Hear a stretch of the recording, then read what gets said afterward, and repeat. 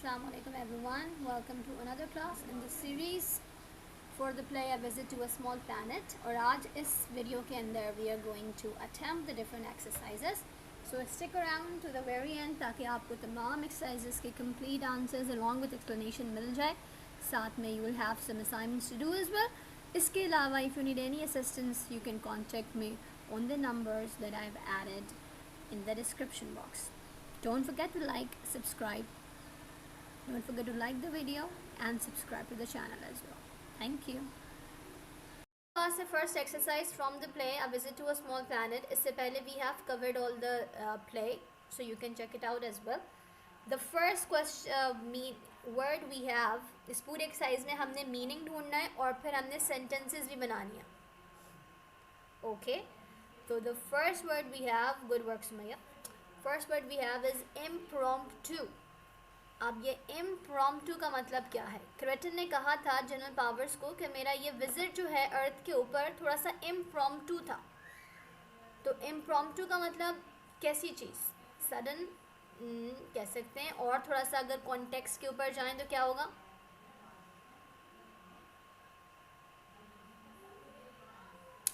Unplanned. बिल्कुल ठीक. वैसे आप लोग चाहें तो आप सडनली भी लिख सकते हैं. सडन लिखना होगा आपको, सडनली नहीं. लेकिन you can write unplanned as well. Depends on you कि आप क्या लिखना चाहते हैं. I am going to zoom it a little bit ताकि आप लोगों को नज़र आ जाए. But do tell me, is it enough? Now the second word is lunatic. अब इस लूनेटिक का क्या मीनिंग सोचा जाए, क्योंकि जनरल पावर्स वाज सेइंग कि this is not an alien, he is just a lunatic from अर्थ. तो लूनेटिक का मतलब क्या समझते थे वो कि ये कौन है? Crazy. Yes, someone who has no sense. यानी कि लूनेटिक का मतलब एक ऐसा शख्स जो कि पागलपन में कुछ भी कर रहा हो. तो ही थॉट कि कोई एलियन नहीं आया है अर्थ के ऊपर, बल्कि ये सिर्फ एक पागल सा शख्स है जो कि सबको बेवकूफ़ बना रहा है. He is crazy. अब I think these two words are actually very simple and you can easily use them into sentences. ऐसा ही है. Impromptu and lunatic both.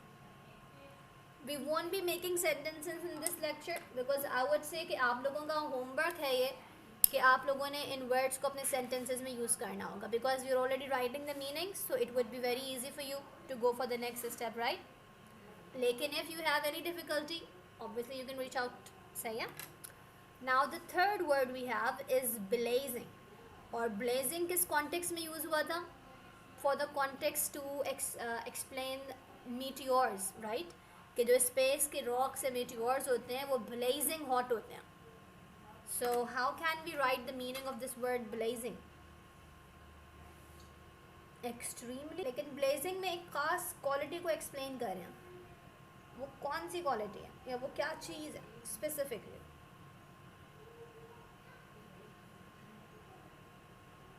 Extremely hot. सही है. एक्सट्रीमली हमें लिखना है क्योंकि ब्लेजिंग का मतलब है बहुत ज़्यादा. लेकिन बहुत ज़्यादा क्या चीज़? बहुत ज़्यादा गर्म होना. ठीक है. Extremely hot. Okay everyone. Moving on to number 4. Now we have the word giddy. और क्रेटन याद है सबको कि this word was used by Creighton himself. और क्रेटन ने कहा था कि when I am reading the thoughts of other people या फिर when I am listening the thoughts of other people I feel giddy.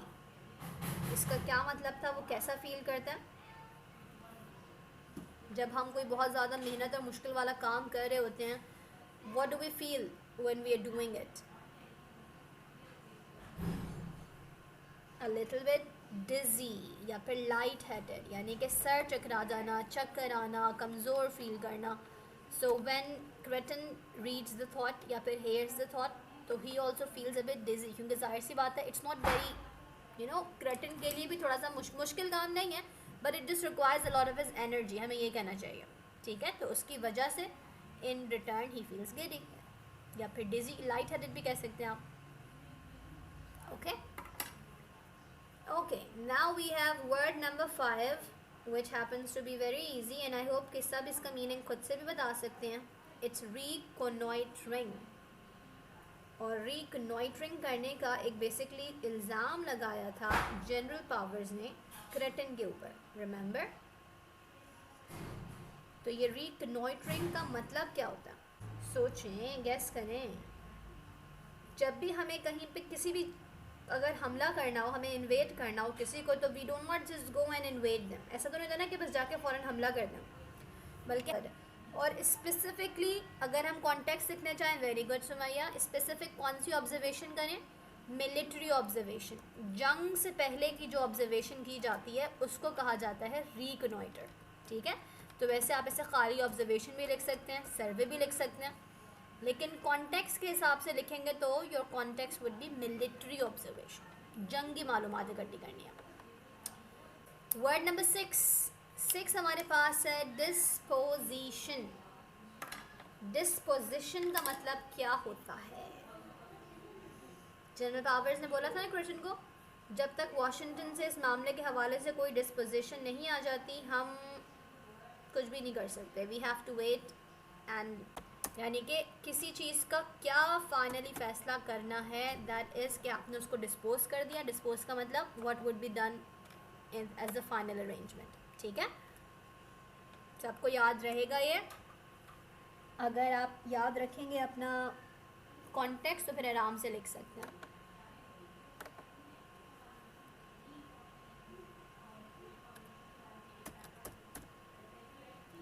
Very good, perfect. Now we have number 7, और ये है number 7 primitive. Primitive minds, primitive world, primitive thoughts. बार बार पर्टन इंसानों को क्या बोल रहे थे कि आप लोग बहुत ही प्रिमिटिव लाइफ गुजार रहे हैं, आपके दिमाग बहुत प्रिमिटिव हैं। क्या मतलब है इसका? कि इंसान कोई बड़े ज़बरदस्त हैं क्रटन के मुकाबले में? नो, बल्कि क्रटन क्या बोल रहा था कि what kind of people are we are so much undeveloped, यानी कि हमारे पास ना डेवलपमेंट है ना हमारे पास कोई टेक्नोलॉजी है। क्रटन के बकौल हम लोग कौन थे?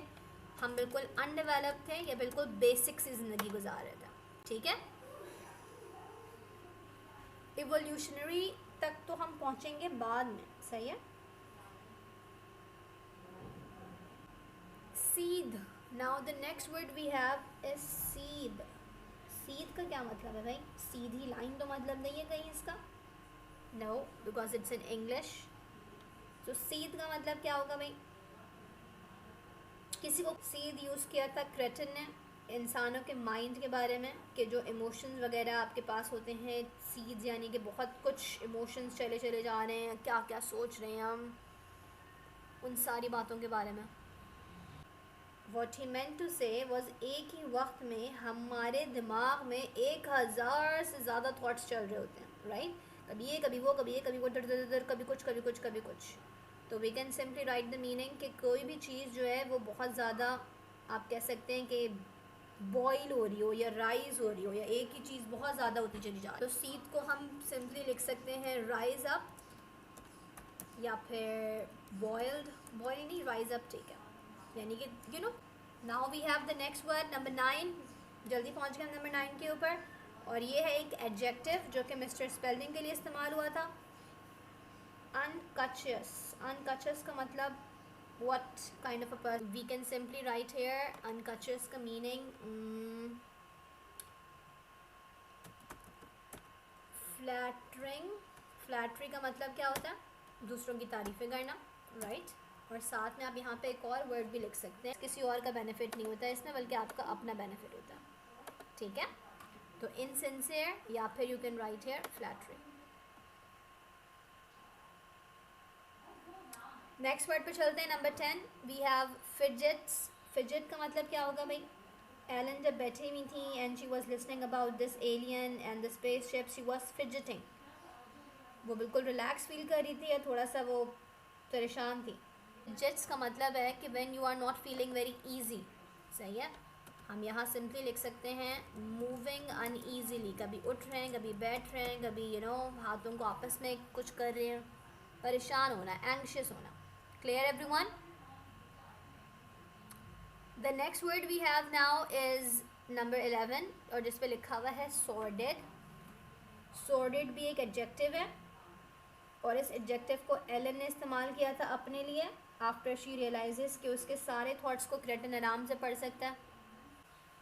बहुत ज़्यादा बुरा फील करना कि ना उसके पास कुछ ऑनर है ना कुछ। We can write here dishonourable. Now we have number 12 which is the last word, right? किसी को कोई क्वेश्चंस हैं तो you can ask me right away and I will get back to you with the answer. Last word we have is resonant. Resonance भी कभी कभी हम इसको लिखते हैं, रेजोनेंट भी आप कह सकते हैं, एक एडजेक्टिव ही है ये भी। क्या मतलब है रेजोनेंट का? आप वाइब्रेंट भी लिख सकते हैं और वाइब्रेंट के साथ साथ we can also write healthy. ठीक है, I hope you all have noted them down. Now try to make sentences. Meanings आपके सामने हैं और आप लोगों ने इनके सेंटेंसेस बनाने हैं, but this would be the homework for you, ताकि आप लोग उसको आराम से बैठ के करें and then get back to me with your sentences. I will check them इंशाल्लाह and I will tell you कि वो सही है या नहीं है। Meaning of lunatic is crazy, बिल्कुल ठीक सुमाया। चलें, very well everyone, now we have to move to exercise number 2। और एक्सरसाइज नंबर 2 भी आसान सी एक्सरसाइज है। इसमें हमारे पास हैं MCQs, जल्दी से देख लेते हैं इन MCQs। First one we have is the play takes place in a small suburb in dash. कहाँ पे है? मैरीलैंड में, वर्जीनिया, वॉशिंगटन या फिर इंडियाना। पूरा का पूरा जो प्ले है, जो क्रेटन आया, वो कहाँ? Maryland. Yes, that's the right answer, exclamation marks के साथ। बिल्कुल ठीक कहा है सुमैया ने। नेक्स्ट क्वेश्चन पे चलते हैं और नेक्स्ट क्वेश्चन है हमारे पास Spalding dash flying object in space. Spalding ने एक्सेप्ट कर लिया था कि ये कोई फ्लाइंग ऑब्जेक्ट है, उसको डिनाई कर रहे थे, डाउटफुल थे, या कंफर्म कर दिया था। अपने शो के अंदर जब प्ले के स्टार्टिंग में उनका सीन आता है, इज इट इवन उनकी जब घर पे लैंड कर गई थी, still he was denying it. Spalding criticises John for growing what. Mister Spalding को जॉन बिल्कुल पसंद नहीं है, वी ऑल नो दैट। और प्ले के अंदर ही is criticising him again. Walnuts या पीनट्स। मिस्टर स्पेल्डिंग ने क्या चीज़ बोली थी? एलन ने उनके ऊपर ठीक किया था कि आप ये बात गलत बोल रहे हैं, उसको तो ये ग्रो करना है। मिस्टर स्पेल्डिंग ने कहा था कि he is going to grow peanuts. Yes, very good. और एलन देन करेक्शन के पीनट्स नहीं, उसको तो वॉलनट्स ग्रो करने हैं, लेकिन स्पेल्डिंग ने पीनट्स का जिक्र किया था। So option D would be correct, even though असल में वॉलनट्स ही था। Kreton appears to be in his dash. जब क्रेटन को इन लोगों ने देखा था, he was in his 20s, 30s, 40s या फिर 50s। Very nice, in his 40s, ज़बरदस्त।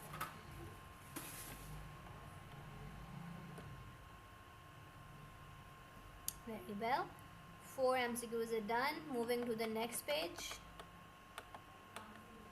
The impression of Cretan on seeing the inside of the house was dash.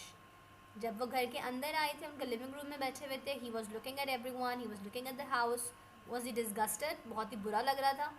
Delighted, बहुत खुश थे। Callous, बहुत फील कर रहे थे jealousy, या फिर उदास थे, sorrowful। Good job Sumaiya. He was delighted, वो बहुत ही खुश थे, because this is the first time he has come on earth, because he wanted to travel for so long, और कल फाइनली ये पहुँचे थे। जिस दिन पहुँचे इन्हें बहुत अच्छा लगा। The spaceship landed in Mrs. Spelding's dash. Rose garden, greenhouse, petunia bed या vegetable garden। बहुत ही आसान क्वेश्चन है ये तो। In the rose garden। और मिसेस स्पेल्डिंग को पूरे प्ले में till the very and her only worry was कि मेरा गार्डन के साथ क्या हुआ होगा, कहीं वो ख़राब ना हो जाए।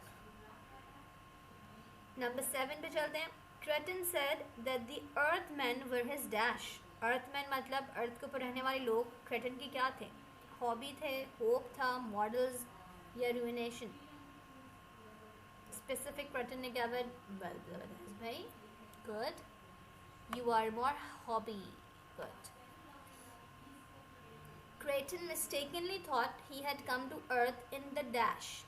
जो क्रेटन ने कपड़े पहने हुए थे वो किस सदी के पहने हुए थे? He thought कि वो किस टाइम पे अर्थ के ऊपर 18th, 19th, 18th century. Very good. 1806 के ज़माने के कपड़े पहने हुए थे, right? The first person who arrived to investigate the spaceship was dash. सबसे पहले कौन पहुंचा था इन्वेस्टिगेट करने के लिए? पावर्स, प्रेसिडेंट, नेबर या Laurent? Very easy. General Powers, yes. Cretin said people on his planet did not dash, fight, die, speak or love. कोई कौन सा एक काम क्रेटन के लोग नहीं करते जो कि अर्थ के लोग करते हैं, जिसकी वजह से ही थॉट के अर्थ के लोग बहुत ही did not die. Yes, they were immortals, they never died. Cretin's spaceship was of dash shape. क्या शेप था क्रेटन की स्पेसशिप का? elliptical, circular, elliptical. Good work. John could not use the telephone because dash. John couldn't call to his parents or his home and tell them कि मैं यहाँ पे हूँ, और उसकी वजह क्या थी? C. Powers declared martial law. Powers ने इनके घर के ऊपर लगा दिया था एक मार्शल लॉ, और मार्शल लॉ का मतलब है whatever they had to do, उन लोगों को जनरल पावर्स की मर्ज़ी के साथ ही करना था, उसके बगैर कोई कुछ नहीं कर सकता था. नेक्स्ट पे चलते हैं अब. General powers was thinking about dash. General powers किस बारे में सोच रहे थे? प्रमोशन, सिक्योरिटी, प्रमोशन के बारे में, क्योंकि he was looking at himself with 3 stars, और अभी उनके पास सिर्फ 2 स्टार्स थे, जो कि बेसिकली इनके बैजेस होते हैं फौजियों के. Very good. Moving on to number 14 now. We have got more MCQs here. According to Creighton, civilisation is dash. Earth के ऊपर सिविलाइजेशन अभी किस स्टेज पे है क्रेटन के according? Ending, beginning, full Bloom, यानी कि बहुत ज़बरदस्त स्टेज पे आ चुकी है. क्रीपिंग बहुत स्लो स्लो चल रही है. What did he say in the book about Earth's civilization? It's at the beginning, कि वो बिल्कुल अभी स्टार्टिंग पे हैं, आगे चलना शुरू भी नहीं हुआ है, अभी हमने स्टार्ट किया. क्लियर? नंबर 15 पे चलते हैं. The elements of science fiction in this passage are most pronounced in dash. इस पूरी की पूरी कहानी में आपको सबसे ज़्यादा कौन सा फैक्टर लगा कि वो साइंस फिक्शन के बारे में? साइंस फिक्शन यानी कि टेक्नोलॉजी और झूठ, फैंटेसी टाइप, राइट? तो क्रेटन की सुपर नेचुरल एबिलिटीज़ हमें साइंस फिक्शन बता रही हैं प्ले के अंदर, या फिर क्रेटन के ऊपर जो रिएक्शंस दिए थे इंसानों ने, क्रेटन किसी और ह्यूमन से ताल्लुक़ रखते हैं, कोई और कौम से ह्यूमंस की, या फिर हॉबीज़? वेरी ऑब्वियस आंसर, क्रेटन की सुपर नेचुरल एबिलिटीज़. और वो एबिलिटीज़ थी भी कौन कौन सी? He could hear the thoughts, they would never die. He could create invisible walls. He had learned all the languages. He knew the future as well. तो जाहिर है these all things show his supernatural abilities. अच्छा भाई, number 16 के ऊपर आते हैं. Cretin placed an invisible wall around his spaceship because why? क्यों ज़रूरत पेश आई उसको ये extreme step उठाने की? Why had he created this invisible wall around the spaceship? क्या हुआ था ऐसा? The army was going to take it apart. General powers ने अपने अपने असिस्टेंट को बोला था कि उस शिप को जाके तोड़ो ताकि हमें पता चले कि वो कंट्रोल कैसे हुई है. और इसका रीज़न क्या था कि उस स्पेस शिप के अंदर कोई कंट्रोलर्स नहीं थे. तो जनरल पावर्स ऑब्वियसली एक इंसान है, and he could not comprehend के बगैर इंस्ट्रूमेंट्स की स्पेस शिप में आप कैसे स्पेस को ट्रैवल कर सकते हैं. Very good Sarmad. नंबर 17 के ऊपर आते हैं. पावर्स एक्यूज्ड का मतलब उन्होंने इल्ज़ाम लगाया था क्रेटन के ऊपर of coming to earth dash, कि तुम 100 ईयर्स जल्दी पहुंच गए हो, या फिर कोई डिजीज़ फैलाने के लिए, कोई नेचुरल रिसोर्सेज लेने के लिए, या फिर रिकॉनॉइटर करने के लिए. रिकॉनॉइटर भी हमने मीनिंग्स में पढ़ा, मिलिट्री ऑब्जर्वेशन करना हमले से पहले. तो जनरल पावर्स ने इन तमाम चीज़ों में से किस चीज़ का चार्ज लगाया था? यस, रिकॉनॉइटर, क्योंकि वो थे मिलिट्री के फौजी और उनको इसी बात का डर था कि अमेरिका के ऊपर आके कोई हमला कर देगा. क्रेटन said John's thoughts about Ellen were dash. Walaikum assalam. A bit late, Sanam. Why? Everything all right?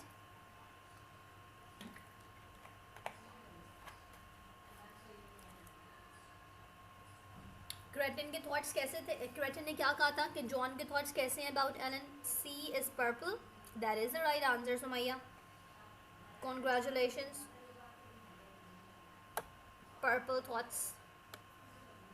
ओहो, चलो होपफुली अब क्लास ठीक चलेगी सनम आपकी. I'll upload it inshallah on YouTube so you will be able to watch it. जो miss हो गई है class, you have the channel right. Kreton considers human civilization dash. Kreton क्या कंसिडर कर रहे थे कि ह्यूमन सिविलाइजेशन कैसी है, इंसानों जो हमारी ऑब्जर्व चल रही है टेक्नोलॉजी और एडवांसमेंट्स, मॉडर्न, प्रिमिटिव या फिर बिल्कुल ही कंजर्वेटिव. प्रिमिटिव, यस, प्रिमिटिव, क्योंकि प्रिमिटिव का मतलब है नॉट इवन लाइक हम रडार पे ही मौजूद नहीं है. 20. Kreton intends to take charge of the dash. Kreton का असल में प्लान क्या है? He wants to take charge of the rose garden only, या फिर स्पेल्डिंग के घर का, यूएसए का, या फिर पूरी की पूरी दुनिया का.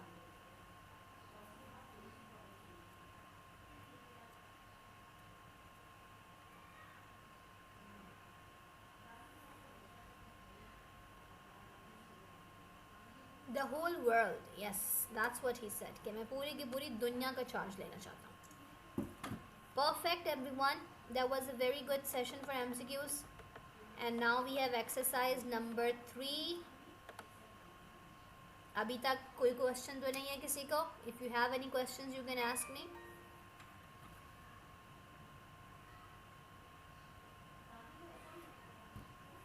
Very good. Exercise 3 is very interesting. We have to skim through the text, यानी कि we have to reread the play और उसमें से इंपॉर्टेंट बातों को नोट करना है. और क्यों नोट करना है? क्योंकि हमें दिए हुए उन्होंने different dialogues. Column number A has got different dialogues spoken by different characters. ठीक है, अब हमें यहाँ पे बताना क्या है कॉलम बी के अंदर कि who is the speaker. Column A में जो लिखा हुआ डायलॉग है उसको बोला किसने, उसका नाम कहाँ पे आएगा? कॉलम नंबर बी में. और कॉलम सी के अंदर हमें उसको कॉन्टेक्स्ट एक्सप्लेन करना है कि ये बात किसने क्यों बोली थी और किसको बोली थी. ठीक है, अब यहाँ पे एक एग्जाम्पल दी हुई है. Fair enough, all right, I stay on for a while. ये बात किसने कही? क्रेटन ने कही. अब कॉन्टेक्स्ट का मतलब है क्यों कही और किस वजह से और किसको कही. तो this statement is said to Spelding. Kreton ने किसको बोली थी? स्पेल्डिंग को बोली थी. क्यों? When Spelding instructed him to stay because of General Power. ठीक है, जब स्पेल्डिंग ने उनको कहा था कि आपने घर में रुकना है पावर्स की वजह से. ठीक है, ये बात समझ आ गई कि हमें कॉन्टेक्स्ट कैसे लिखना है, कोई बात क्यों बोली गई है. अब इसको हम अभी क्लास में करते हैं. नंबर 2 पे चलते हैं. 2 is very easy. He has no get up and go. ये डायलॉग किसने बोला है? Does anyone know who is the speaker here? General Powers? No. किसने कहा था ये बात जॉन के बारे में कही है किसी ने? किसने कही होगी जॉन के बारे में? स्पेल्डिंग, मिस्टर स्पेल्डिंग ने कहा था ये.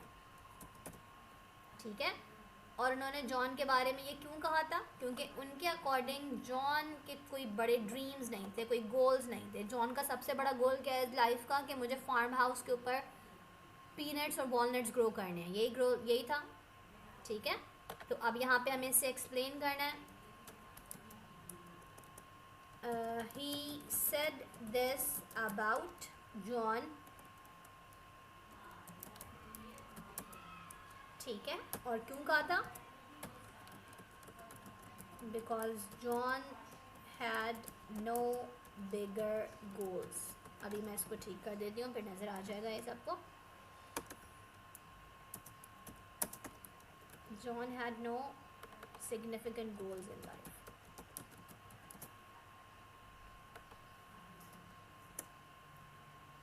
Just give me a second बेटा, मैं इसको अभी करती हूँ सही.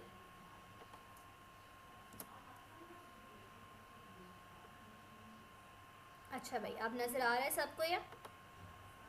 He said this about John because John had no significant goals in life. Clear? या इसको जूम कर दूँ थोड़ा सा? अब देखो, you people have your own choice कि आप लोग इसमें इस एक्सप्लेनेशन जो मैंने लिखी है कॉन्टेक्स्ट में, you can completely transform it into your own words. कभी भी ये मत समझिएगा कि जो चीज़ें मैं लिख रही हूँ आपको वर्ड टू वर्ड वैसे ही लिखना है, बल्कि यू हैव फुल फ्रीडम कि आप उसको चेंज करें. And I will encourage that क्योंकि जब आप अपने वर्ड्स का लिखेंगे ना, इट वुड बी एक्सक्लूसिव, और जब आप अपने पेपर में सिर्फ वो लिखेंगे जो आपके दिमाग की चीज़ है, तो चेकर वुड बी लाइक कि यार इस बच्चे ने खुद से लिखा है। अदरवाइज सारी दुनिया एक ही तरह के नोट से पढ़ रही होती है और वही चीज़ बार बार रिपीट हो रही होती है। ठीक है, चले भाई, नाउ हम आते हैं नंबर 3 के ऊपर। नंबर 3 पे लिखा है आई एम अ हॉबीइस्ट, मैं हॉबीइस्ट हूँ। हॉबीइस्ट का मतलब हॉबीज़ को पूरा करने वाला। I love to get about, और मैं अपनी हॉबी को गैट करना बड़ा पसंद करता हूँ, उसके ऊपर काम करना, उसको एक्सप्लोर करना। वेरी गुड सुमैया, ये डायलॉग बोला गया था फ्रॉम क्रेटन, और क्रेटन ने ये कहा किसको था वैसे, इस बारे में कुछ याद है? Two powers, good job, very good. और क्यों कहा था पावर्स को उन्होंने ये?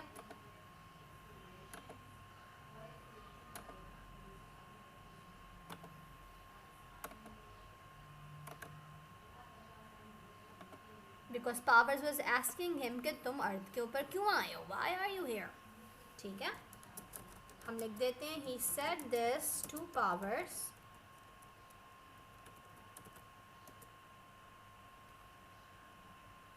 नहीं, he gave this as a reason to power, ये कर देते हैं, he gave this as a reason of visiting earth.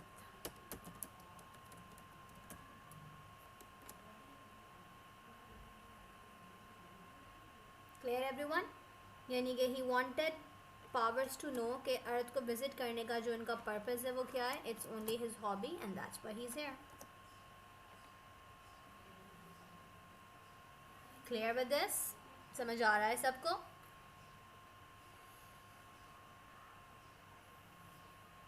Very nice. Now we have number 3, जो कि थोड़ा सा लंबा सा डायलॉग है। But I prefer the ones made of metal, मुझे वो पसंद हैं जो कि मेटल से बने हुए होते हैं।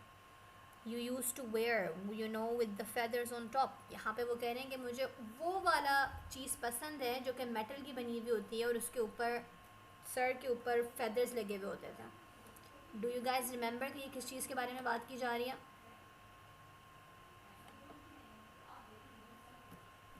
ये बात कही क्रेटन ने थी, बिल्कुल ठीक है, परफेक्ट। और क्रेटन ने ये कहा किससे था? क्लोथ्स के बारे में, यस। और स्पेसिफिक अगर हम हो जाएं तो फौजियों के यूनिफॉर्म के बारे में बात की जा रही थी, right. He said this to Powers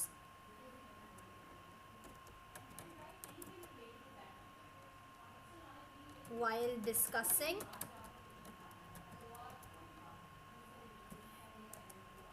his choice of military uniform. अपनी मर्जी का, जो अपनी पसंद का जो मिलिट्री यूनिफॉर्म बताना चाह रहा था वो उस वक्त उसने बात कही थी। ठीक है भाई, और आप लोगों ने अक्सर मूवीज़ में देखा भी होगा, जो रोमन्स वगैरह को दिखाते हैं उनके मिलिट्री यूनिफॉर्म्स ऐसे ही होते थे, मेटल के कपड़े और एक सर के ऊपर टोपी, राइट। टोपी तो नहीं कहेंगे उसको, हेलमेट कहेंगे। Now we have the next one, poor fragile butterflies, बेचारी कमज़ोर सी butterflies, such brief little moments in the sun, छोटे छोटे से आपके लम्हात हैं सूरज के नीचे, and then you are gone. इतनी ज़्यादा तंजिया बात किसने कही होगी? या तो स्पेल्डिंग होंगे या मिस्टर क्रेटन होंगे। किसने कही थी ये बात? क्रेटन ने कही थी। और क्रेटन ने ये बोला किसको था?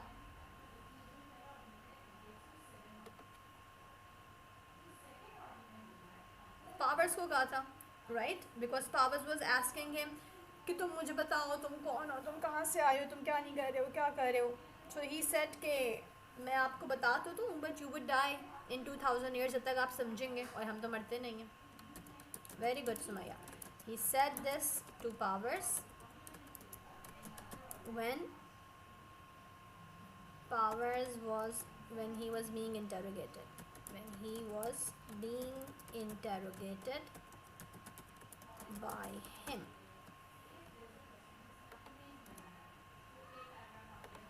ठीक है भाई, इंटरोगेशन के दौरान that's what he shared with Powers. Now we have the last one. Very good. अब लास्ट वन पे लिखा है I like his whiskers.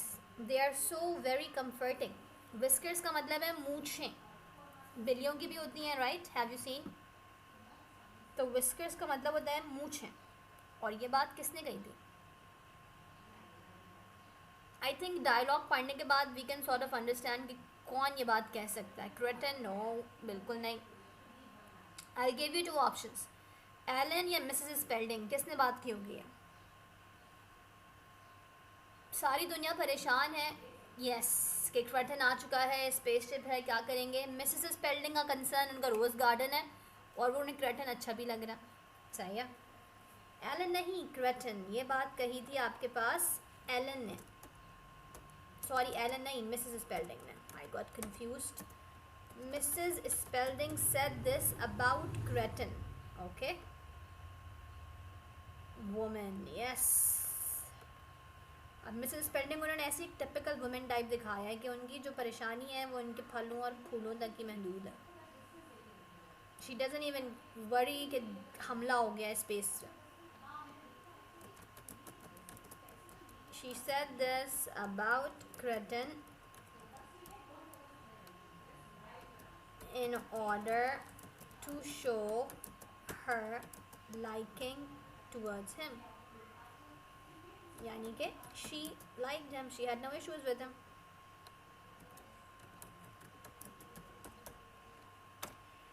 Okay everyone.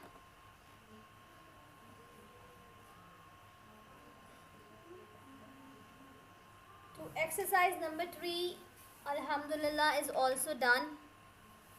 And anyone with any questions that you guys might have? कोई questions हैं किसी के पास? No ma'am, no one has questions. Very good. Exercise number 4 को भी check कर लेते हैं because we have got some time. Or do you people want to do some MCQs now?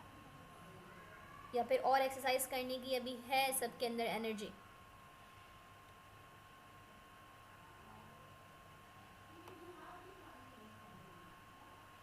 Exercise number 4 और MCQs इन द क्लास.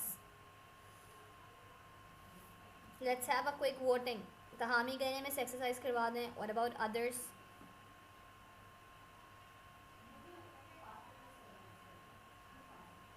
आज हमने Fairlie quickly काम किया है वैसे. चलें, ज़बरदस्त. एक्सरसाइज नंबर 4 करते हैं. अब exercise 4 is all about you people. You have to do it, right?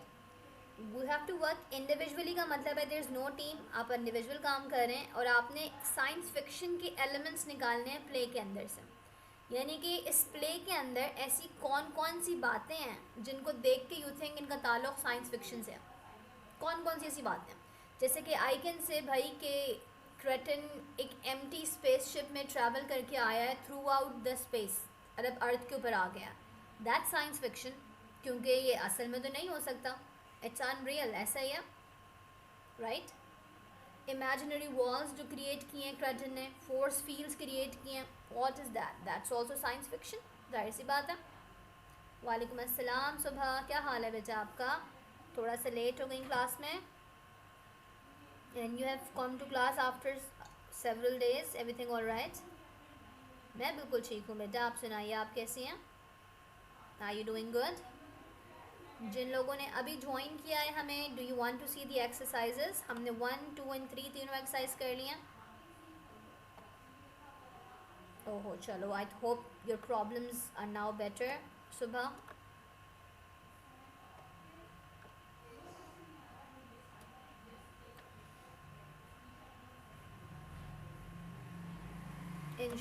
इंशाल्लाह. एंड वन मोर थिंग, सुबह आपको मैं रिमाइंड करवा दूँ क्योंकि शायद बाकी बच्चों को भी ना पता हो कि अब मैंने आप लोगों की क्लासेस रिकॉर्ड करके यूट्यूब पे अपलोड करना शुरू कर दिए हैं.